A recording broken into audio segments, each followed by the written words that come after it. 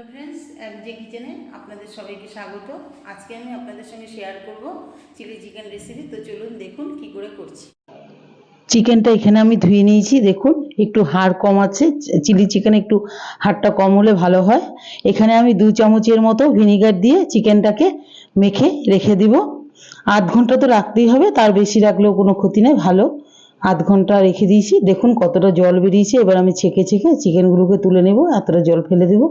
এবার আমি চিকেনটাকে মেখে নেব। এখানে আমি নুন দিয়ে দিলাম 1 চামচ, চা চামচ 1 চামচ আদা বাটা, 1 চামচ চা চামচ 1 চামচ রসুন বাটা, লঙ্কার গুঁড়ো ছোট চামচের 1 চামচ, একটা ডিম ফাটিয়ে এর মধ্যে দিয়ে দিলাম। এবারে আমি কর্নফ্লাওয়ার দেব এর মধ্যে বড় চামচে, দেখুন 1 চামচ। মেখে মেখে আমাকে দেখতে হবে। এখানে কাঁচা লঙ্কা বাটা দিয়েছি, 4টা কাঁচা লঙ্কা বাটা দিয়েছি। আর মাখবো আর দেখবো, যদি খুব ড্রাইভাবে মাখতে হবে। এই যে আরেকটু নিয়ে নিলাম কর্নফ্লাওয়ার, আপনারা বুঝে নিতে হবে, একদম ড্রাই হবে মাখাটা। এই যে দেখুন, মানে জল থাকলে একটা কড়াই চাপিয়ে দিলাম। এখানে আমি সাদা তেল দিয়ে দিলাম।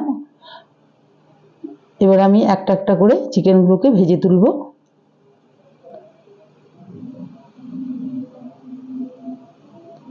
দেখুন চিকেনটা যে পুরোটা হবে, তারপরে চিকেনটাকে পাল্টাতে হবে, তাহলে ভালো হয়।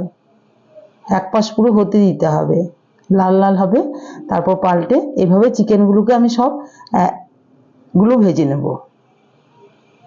চিকেনগুলো আমার ভাজা হয়ে গেছে, আমি তুলে নেব। সবগুলো এইভাবে ভেজে নেব।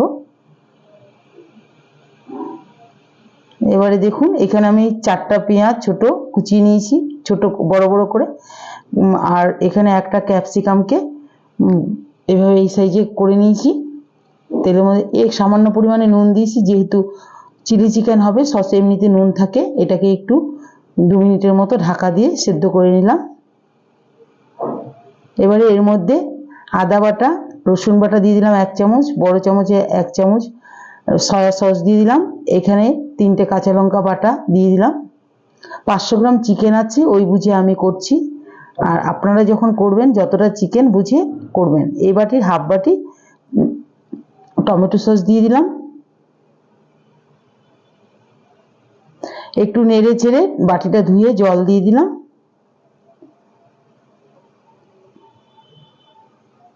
এবারে আমি এর মধ্যে চিকেনগুলো নেড়ে চেড়ে এর মধ্যে চিকেনগুলো আমি দিয়ে দেব। এর মধ্যে একটু চিনি দিয়ে দিলাম